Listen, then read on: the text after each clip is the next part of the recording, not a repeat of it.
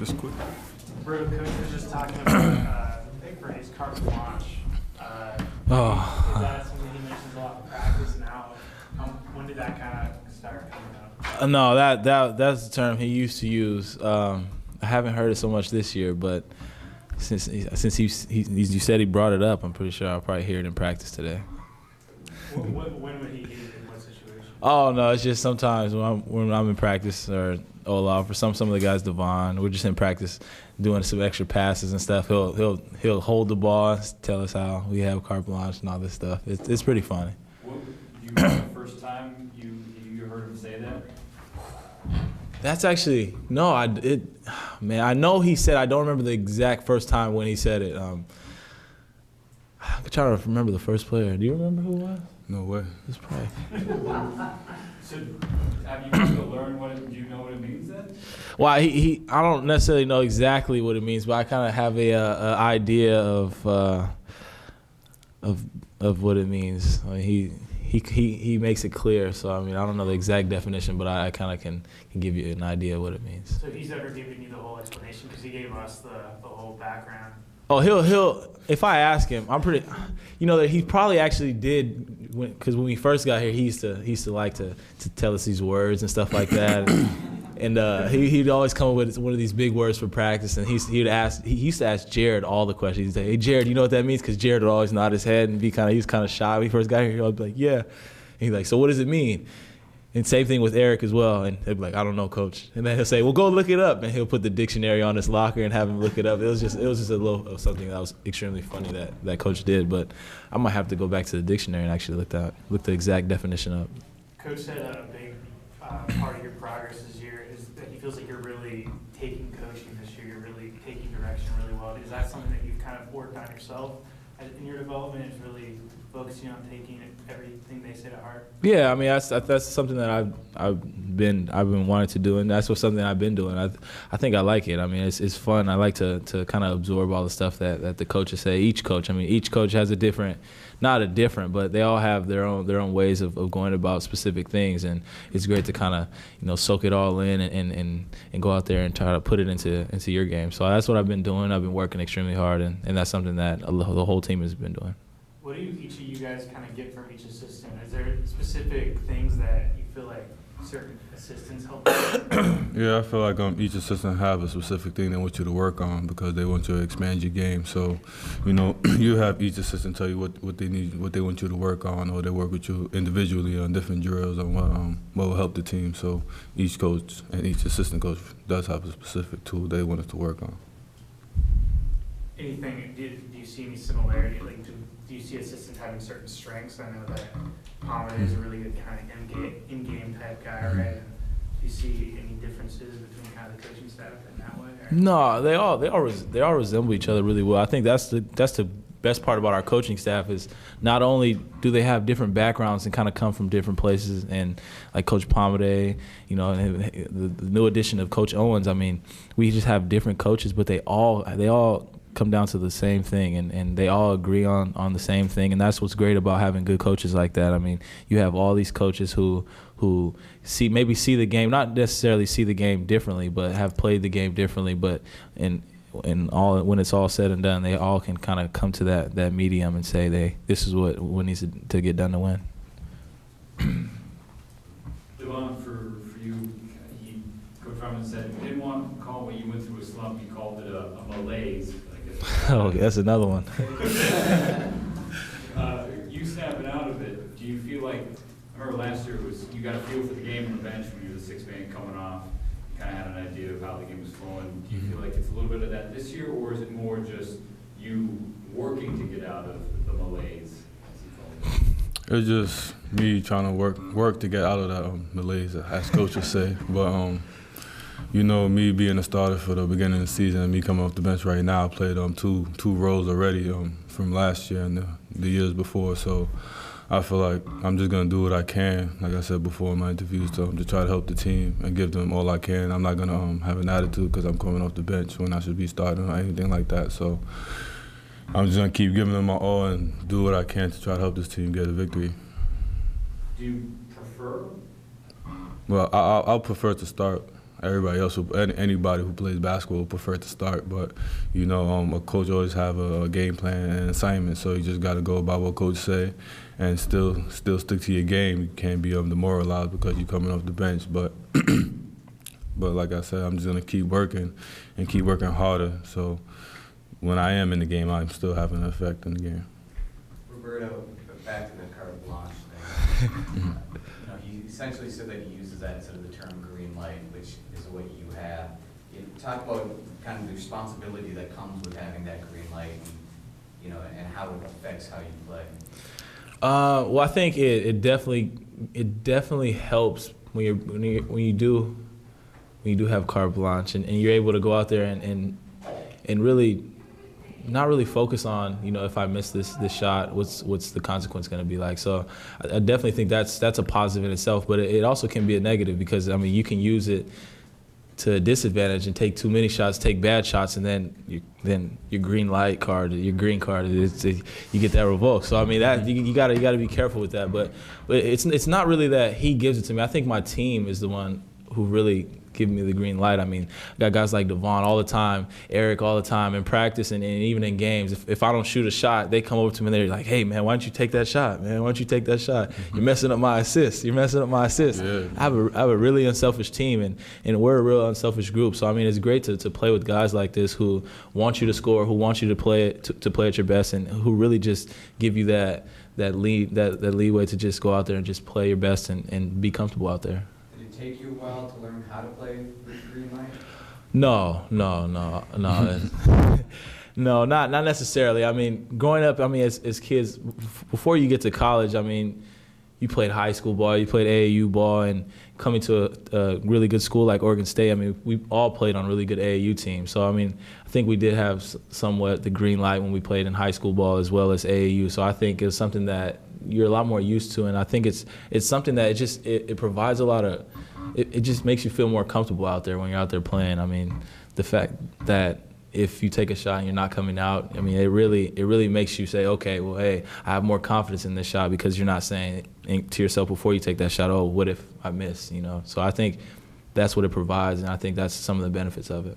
Did it just take you a while, I mean, being a fifth-year senior, all that experience, is that what really got you to this point with the green light, your high shooting percentage, all these games in the 20s? No, I just think it's a process. I really think it's just a process. I mean, coming in as a freshman, I mean, you don't really know what to expect. I mean, a lot of people say they know what to expect and they work hard and do all that stuff, but going to the next level, I mean, you really don't know what to expect. I mean, you can play pickup games with the guys, but it's nothing like in the game. It's hard to simulate the game and what it's like playing out there, playing 40 minutes against top talent and guys who are the top players in the country, like you may have been in high school. So that's something that I just had to adjust to. And like I said, it was a process, and it was actually it's a fun process, and it really humbles you too. When Washington came all the way back to tie it initially in the second half on Saturday, I think you were the one that you hit a couple jumpers back to back to kind of give you guys a momentary lead again. So do you feel like in that kind of environment, being the fifth-year senior and stuff, that's the kind of place where you have to kind of demand the ball and silence the opposing crowd? And that's kind of your role? I think now it can be, but I mean, unless it's a good shot. I mean, I'm just trying to take good shots. I mean, if I don't have the shot, I know I have great teammates who can knock down those shots. And the guards have been playing really well, and the bigs, I mean, with Devon going in there, I mean, I think he played 26, 27 minutes, had 23 points or something like that. That's pretty good. I mean, that's almost a point a minute. So, I mean, having guys like that who are threats all over, Angus Brandt spreading the floor, got Eric Moreland doing everything, I mean, it kind of makes it easier. And having threats like that really give me wide open shots. So I think a lot of that and why I've been making shots and shooting it efficiently is because of the teammate that I have and how good they are. Your free throw percentage is up 10 percentage points this year. What's kind of the key there, and how much does that help your overall offensive game, feeling confident in the line? Well, like I said, I said this on the radio show one time. I've been here for 5 years, and one of our media guys, Sean Scheffler, he knows what my free throw looks like. So I mean, I look over to him and I ask him, I say, hey, man, am I flat? Do I need to put it up in the air a little bit? And he tells me. So I mean, being here 5 years, he kind of knows how I shoot. Him being at practice all the time, he knows my release and all that now. So I mean, sometimes you don't know. Sometimes you just gotta go out there and ask people, and that's my guy. I ask, and he tells me, and I think that's why my free throw percentage is up this year. During the Washington State game, I think one of the commentators mentioned something about you saying that you always miss the first free throw or something. Yeah. I'd never heard you say that before. Yeah, I actually do. A lot of the time I do miss the first free throw. I don't know why that is. Like Sean, our joke between Sean and I is I go 1 for 2 all the time. That was my thing last year. I mean, the year before I think I shot better, but last year I was just Mr. 1 for 2 all the time. So it was great that we got the win, but if we would have lost and it would have been a close game and it would have been because I missed those free throws, my head would have been on fire. Devon, are you looking forward to playing against a couple 7-footers on Thursday? Oh yes, played against them last year, the previous years. We played against a few 7-footers this year too, so I should be ready to play against 7-footers. Devon, what's it like being out there? How does it help you kind of get going when you know you have a guy, the leading scorer in the Pac-12, who's efficient, who can help carry the load at times for you guys? I just have to do my part, if I'm being more effective in the game, it's going to open it up for him and our perimeter players. So the big man inside is going to have to do their job so they can open it up for the guards so they can have easier scoring advantages.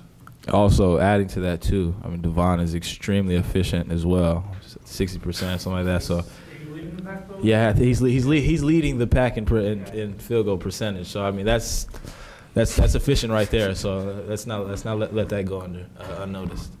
Roberto, I know you pay a lot of attention every year to March Madness. So do you have, with playing USC this week, did you have any thoughts on watching Florida Gulf Coast last year in that run?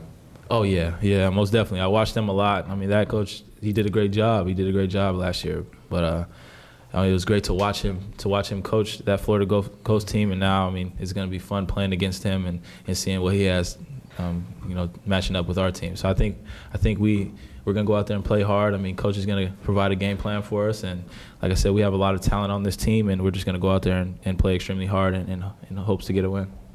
Both you fellas in your senior year, you feel like maybe you're getting closer to being where you both want to be? I know the NCAA tournament was a long time away, but you're starting to put wins together more consistent. Is this team close right now, do you feel? I feel like we're not close enough, like where we want to be.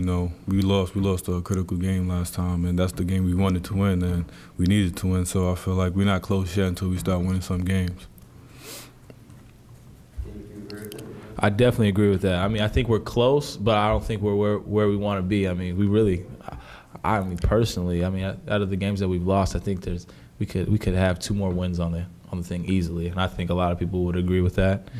So I mean, we gotta just buckle down, keep our foot on the gas pedal, kind of ease off sometimes when we get that lead, and that's what kind of lets them narrow the gap. And I think we're gonna do a good job of that. I mean, we have the talent, like I said, to finish it off, and I think you'll see in the seniors and even the younger guys, we'll start closing it out. The fact that your last 2 losses have been double-digit blowing second half leads, does that make you feel better about the fact that you're in position to win, or does that make it sting more that you're only 3-2 in the class? Ooh, that's a good question. I think those actually hurt more, but it motivates you. I mean, the fact that you're up. I mean, you're up 12 on Cal, I believe. You're up 12 on Washington.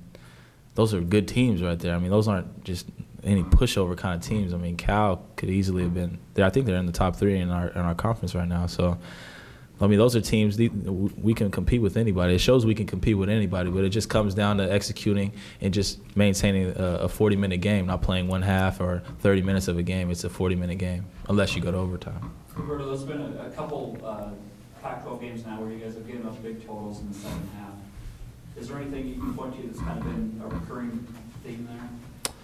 No, like I said, I think we just take our foot off the gas pedal a little bit. Coach does a great job going into halftime, telling us what to do. I just think our execution in the second half, I think, could be a little bit better. But I think it's little things. I mean, I think it's little things that we need to shore up that will turn out to be a bigger deal. So I think we'll do that. I mean, I wouldn't say we're still young in the Pac-12, but I think we still have a lot of time to bounce back and to definitely make some noise. And Devon, from your standpoint on the second half against Washington, they scored 54 points, got some stuff in the paint. When you looked at it on film and think about the defense and rebounding, what got away from you guys a little bit in that second half? We were just like a second off on our execution on defense. You know, they got second chance points, offensive rebounds. There was a play where they said cross screen. We kept on going over the top instead of going under the screen, and that's what able to get them quick low buckets. And that was a critical play for us. I feel like they got more of them paint touches and paint scores. So that's what hurt us a lot in the second half. And Devon, you guys talked about being close as a team, close to where you want to be. How close are you defensively, do you think?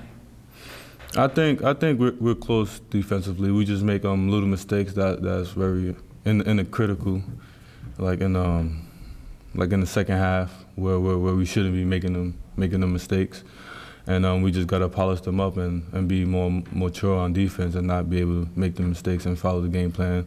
When screens is coming, make sure you go under the screen, except over the screen, little stuff like that. We just gotta tweak it. And so I feel like we're gonna start working on that this week so we can be more better on defense.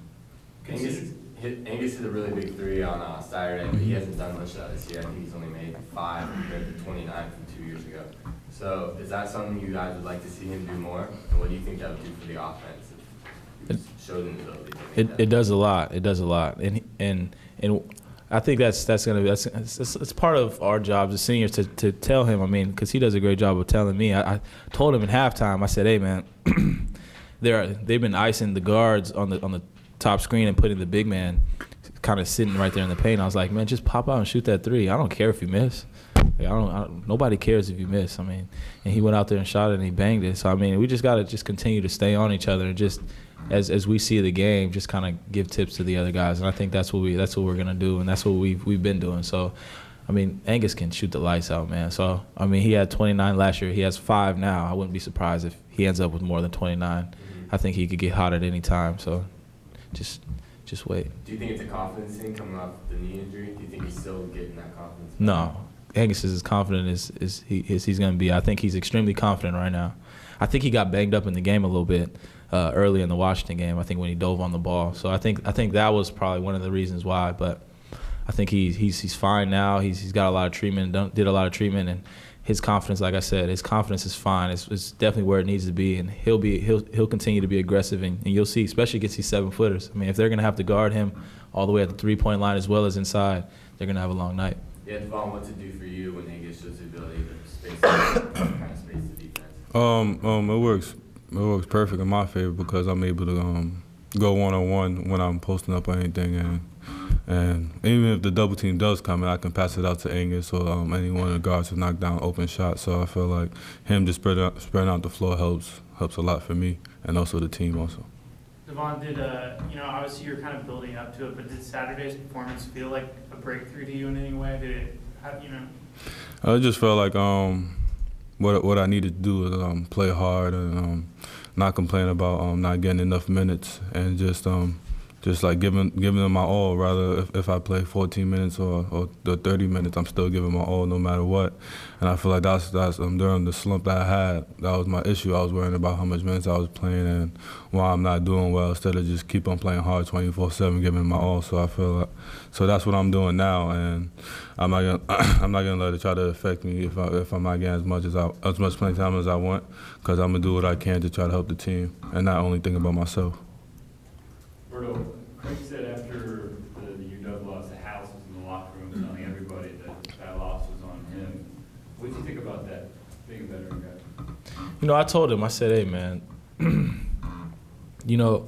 it's not on you, man. It's on us." I mean, there was points in the game where we could have easily took that game to 16 and then to 20 and try to win those 4 minutes. I think what we did was, I think we're even the first 4 minutes, down 1 the second 4 minutes, and then they went on a run. And those are the things. And when they're going on a run, I think that's our biggest. Take that back. You should put this in the notes. I think that is our biggest thing we need to work on. It was when a team goes on a run, what do we do to counterpunch them? I think that's the biggest thing we need to work on. I think when we start to see teams going on runs, we get stagnant. We get out of our game plan that coach provides. We stop throwing it down to the efficient guy, Devon Collier and Angus Brand and Eric Moreland. And I think that's what we need to do more of. And I think that's what really will kind of, especially if you're banging them down there. I mean, Devon's getting fouled all the time. I mean, he's getting and ones. I mean, it's just easy buckets like that where I think if we do more of that when they're going on runs, I think we'll weather the storm. Going back to my earlier question, do you feel like that's on you when teams are on runs? Because Yeah. you acknowledge that's your biggest flaw. Yeah, most definitely. I think so. I mean, I've been here for 5 years, man. I mean, it pretty much a lot of it should ride on my shoulders, and that's being a captain on the team, being a leader on the team. That's what you take, and that's what it has to do. I mean, I had to slow. I think we should slow the game down. I think we get too fast sometimes, and we just throw it down, man. This guy will give us some good stuff. If he misses one, he's gonna make the next one. Going by the numbers, so. Hey. You guys have played a lot of games together. When I think about the core veteran guys on this team, do you feel like there's you guys can kind of put it all together? You talk about you're close to Devon, but you can be even better. Can this group together, those of you who played a long time together, get on a run here? I think we can. I believe we can get on a run because if everybody's on and is on cue on everything, we can be a dangerous team. You know. We have slip-ups, and that's some of the stuff that we can't let happen. Us as seniors, we have to make it not happen. Also, if somebody's not playing D or have a missed assignment, we gotta get at them. Just like if we used to have a missed assignment, they get at us, and not take it so offensively. Just take it as a learning from our teammates and just trying to win the game. So I feel like we just gotta pick up the intensity and practice this week. And make sure we don't have any slippers. And if we do, we there for each other, try to pick each other up and get back on it.